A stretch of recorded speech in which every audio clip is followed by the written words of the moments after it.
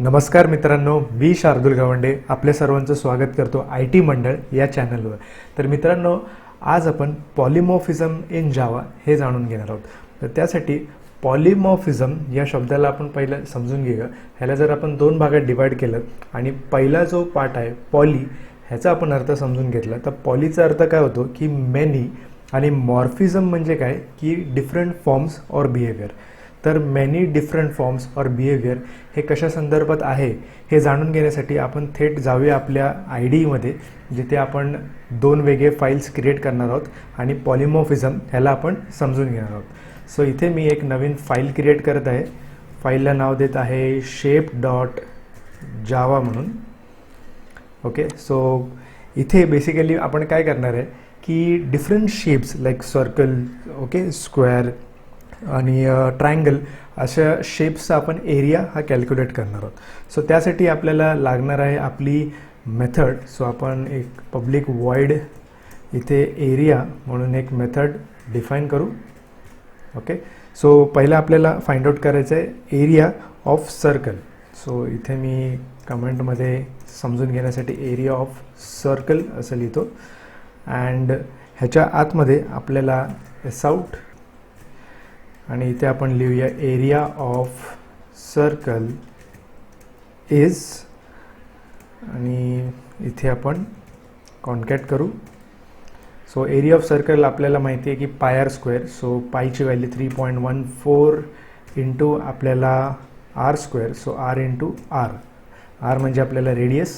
So इथे आपल्याला radius define करावं लागणार. सो या मेथडमध्ये, या मेथडच्या पॅरामीटर्समध्ये किंवा ह्याला आपण आर्ग्युमेंट्स असं म्हणू शकतो, ते पास करावं लागेल आपल्याला रेडियस म्हणून. सो इथे आपण double r area of circle हा कॅल्क्युलेट करतोय. त्यानंतर आपल्याला आता कॅल्क्युलेट करायचं आहे एरिया ऑफ ट्रायंगल. सो आपण काय करूया की पुन्हा ही मेथड जी आहे यूज करणार आपण पब्लिक वॉइड एरिया. ओके, आणि एस आउटमध्ये आपण इथे म्हणूया की एरिया ऑफ ट्रायंगल. ते कॉन्कॅट करू याला.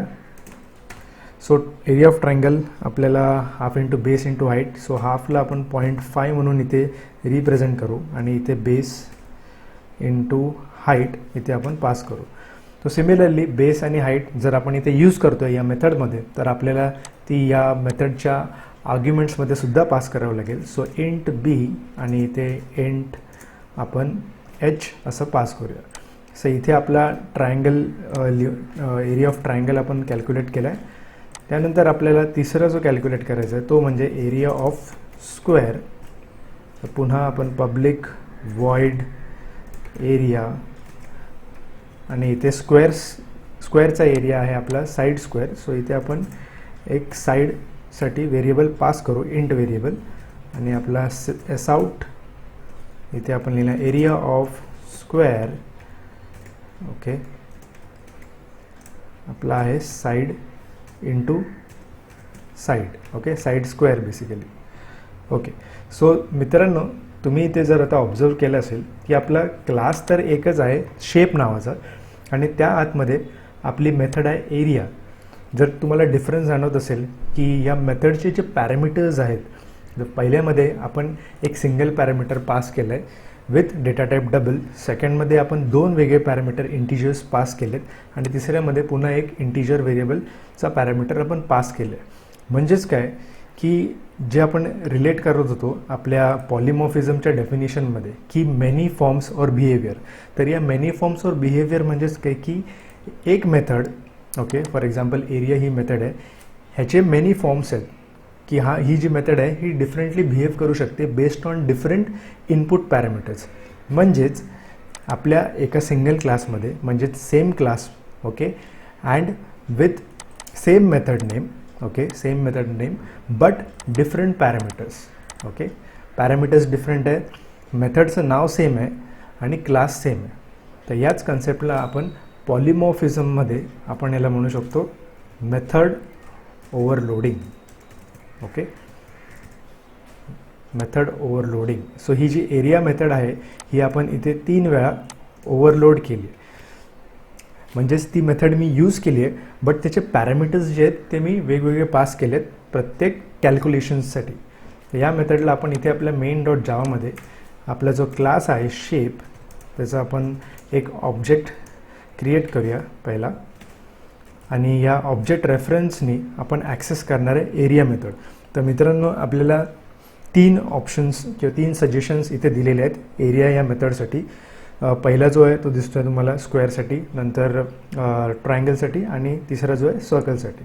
सो मी जर हा सिलेक्ट केला आणि ह्याच्यामध्ये पॅरामीटर्ससाठी सुद्धा मला सजेशन्स येत आहेत की कोणते पॅरामीटर्स या एरियामध्ये जाऊ शकतात. तर सध्या तरी सर्कलसाठी मी डेसिमल पॅरामीटर पास करतो आहे 2.5 म्हणून रेडियस.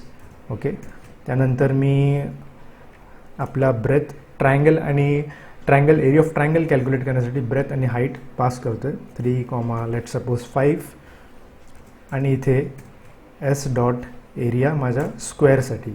ओके, सो मला सेव्ह करतो आहे आणि इथे आपण रन करूया. सो इथे मला आउटपुट आलेलं आहे area of circle, area of triangle आणि एरिया ऑफ स्क्वेअर म्हणून.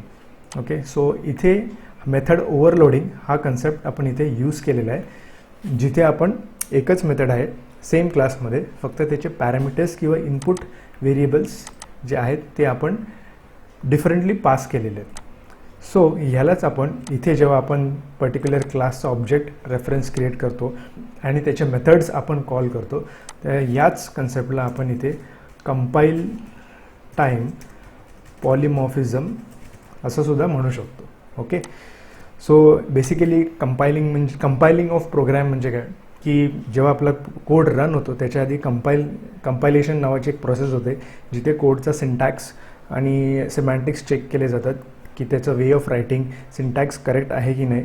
नसेल तर तो कोड एक्झिक्यूट होणार नाही. ओके, सो त्याच वेमध्ये जेव्हा आपण एखाद्या रेफरन्स व्हेरिएबल क्लासचा यूज करून त्याच क्लासचा ऑब्जेक्ट क्रिएट करतो आणि त्याची मेथड कॉल करतो, त्याला कंपाईल टाईम पॉलिमॉर्फिझम म्हणतात, जिथे ऑलरेडी चेकिंग होऊन झालेली असते की कोणती मेथड कॉल होणार बेस्ड ऑन त्याचे पॅरामीटर्स जे आपण पास करतो आहे त्या बेसिसवर. ओके, सो हा होता मेथड ओव्हरलोडिंग पॉलिमॉर्फिझममधला. तर आता दुसरा कन्सेप्ट आपल्याला पॉलिमॉर्फिझममध्ये जाणून घ्यायचा आहे. त्यासाठी आपण एक डिफरंट जावा क्लास क्रिएट करू, व्हेहिकल नावाचा, vehicle.java. ओके, आणि यामध्ये आपण एक मेथड डिफाईन करूया, public void let suppose mileage. Okay, व्हेहिकलचं मायलेज, आणि इथे एस आउटमध्ये आपण प्रिंट करूया मायलेज ऑफ व्हेहिकल. ओके, त्यानंतर मी एक दुसरा क्लास क्रिएट करतो आहे, क्लास बाईक म्हणून. ओके, आणि या क्लास बाईकमध्ये आपण एक्सटेंड करणार आहोत आपला पॅरेंट क्लास व्हेहिकल, जे आपण इनहेरिटन्स या व्हिडिओमध्ये पाहिलं होतं की पॅरेंट क्लास आणि चाइल्ड क्लासचं रिलेशनशिप, जिथे चाइल्ड क्लास एक्सटेंड करतो पॅरेंट क्लासला. सो इथे आपला चाइल्ड क्लास आहे बाईक, तो एक्सटेंड करणार त्याच्या पॅरेंट क्लास व्हेहिकलला. ओके, सो जेव्हा तो एक्सटेंड करतो त्याच्या पॅरेंट क्लास व्हेहिकलला, त्याचे सगळे व्हेरिएबल्स आणि मेथड्स चाइल्ड क्लास ॲक्सेस करू शकतो. सो आपण इथे पॅरेंट क्लासची जी मेथड आहे वॉइड मायलेज, ही मेथड आपण इथे यूज करणार आहोत. ओके, आणि एस आउटमध्ये आपण इथे प्रिंट करणार आहोत mileage of bike is let suppose 65 kilometre per litre.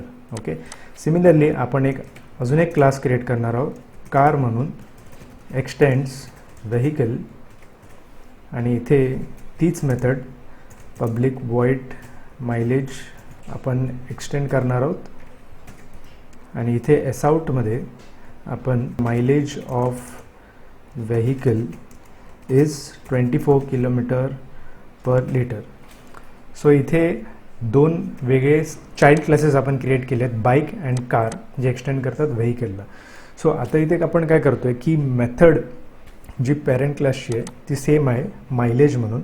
Okay, फक्त त्याचं इम्प्लिमेंटेशन जे आहे ते चाइल्ड क्लासेसमध्ये आपण त्याचे इम्प्लिमेंटेशन चेंज करतो आहे. जसं इथे बाईकमध्ये आपल्याला दिसतं आहे की मायलेज ऑफ बाईक 65, आणि कारमध्ये आपण मायलेज ऑफ इथे कार इज 24 असं आपण लिहिलेलं आहे. सो या कन्सेप्टला आपण म्हणतो ओव्हररायडिंग ऑफ मेथड. म्हणजेच Wien method name is same, okay, parameters of method ते सुद्धा सेम आहे, but the method is called in different classes. Okay, bike हा वेगळा क्लास आहे, कार हा वेगळा क्लास आहे. या कन्सेप्टला आपण overriding of methods in polymorphism असं म्हणतो. सो इथे पण मेथड जी आहे ती डिफरंटली बिहेव करते. डिफरंटली म्हणजे त्याचं इम्प्लिमेंटेशन जो आहे तो वेगळा आहे बेस्ड ऑन डिफरंट क्लासेसमध्ये जशी ती कॉल केलेली आहे आणि चेंज केलेलं आहे त्याचा इम्प्लिमेंटेशन. सो इथे @ ओव्हरराईड. ओके, सो हा मॅप होतो आहे डिरेक्टली या पॅरेंट क्लासच्या मेथड मायलेजला. Okay, so that is what is method overriding.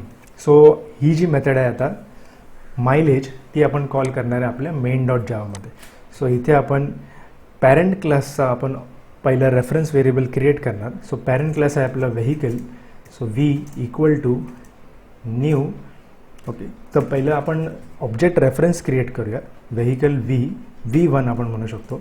आणि आता आपल्याला मेथड जी कॉल करायची आहे ती चाइल्ड क्लासमधली मायलेज मेथड कॉल करायची आहे. सो आपल्याला अर्थातच ऑब्जेक्ट क्रिएट करायचा आहे चाइल्ड क्लासचा. सो रेफरन्स व्हेरिएबल आपला आहे हा पॅरेंट क्लासचा v1 = न्यू बाईक जो आपला क्लास आहे त्याचा ऑब्जेक्ट क्रिएट केलेला आहे. आणि दुसरा आपल्याकडे आहे व्हेकल v2. ओके, आणि v2 = न्यू आपण कार असं म्हणू शकतो. सो हे दोन reference variable object reference variable v1 आणि v2 हे आपल्या पॅरेंट क्लासचे आहेत. ओके, सो आपण त्यांना यूज करूया. आता v1 डॉट कॉल करायला मायलेज आणि v2 डॉट मायलेज. याला सेव्ह करू आणि याला जर मी रन केलं सो इथे तुम्हाला दिसत आहे की mileage of bike 65 and mileage of car 24 हे प्रिंट होऊन आलेलं आहे. सो मित्रांनो इथे काय होतं आहे की आपण रेफरन्स व्हेरिएबल चाइल्ड क्लासचं न क्रिएट करता पॅरेंट क्लासचं इथे रेफरन्स व्हेरिएबल क्रिएट केलेलं आहे ऑब्जेक्ट रेफरन्स व्हेरिएबल. आणि त्या ऑब्जेक्ट रेफरन्स व्हेरिएबलला यूज करून आपण त्याच्या चाइल्ड क्लासचे मेथड्स कॉल करतो आहे. सो या कन्सेप्टला आपण रन टाईम पॉलिमॉर्फिझम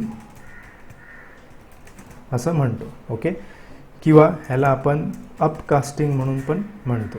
सो जिथे पॅरेंट क्लासच्या ऑब्जेक्ट रेफरन्सनी चाइल्ड क्लासचे मेथड्स आपण कॉल करतो आहे त्या कन्सेप्टला आपण रनटाईम पॉलिमॉर्फिझम किंवा अपकास्टिंग असं म्हणू शकतो.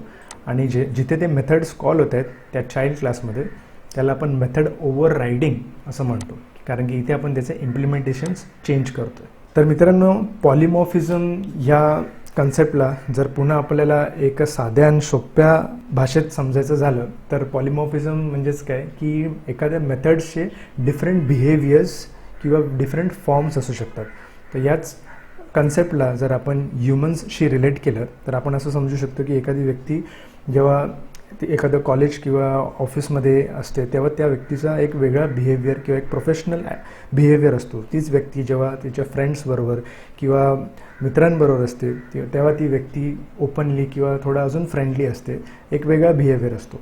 तर त्याच प्रकारे पॉलिमॉर्फिझममध्ये पण जे आपले मेथड्सचे बिहेवियर आहेत ते या दोन टाईप्समध्ये आपण समजून घेतलेले आहेत. एक म्हणजे आपलं मेथड ओव्हरलोडिंग जो आपण इथे पाहिलेला आहे.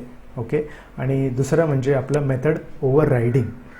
त्यालाच आपण रनटाईम पॉलिमॉर्फिझम, मेथड ओव्हररायडिंग आणि मेथड ओव्हरलोडिंगला कंपाईल टाईम पॉलिमॉर्फिझम असं आपण समजून घेतलेलं आहे. सो अशा प्रकारे जर पॉलिमॉर्फिझम हा कन्सेप्ट तुम्हाला समजला असेल आणि त्याचे टाईप्स मेथड ओव्हरलोडिंग आणि मेथड ओव्हररायडिंग हे सुद्धा तुम्हाला समजलं असेल तर या व्हिडिओला नक्की लाईक करा, शेअर करा आणि सबस्क्राईब करायला मात्र विसरू नका. धन्यवाद.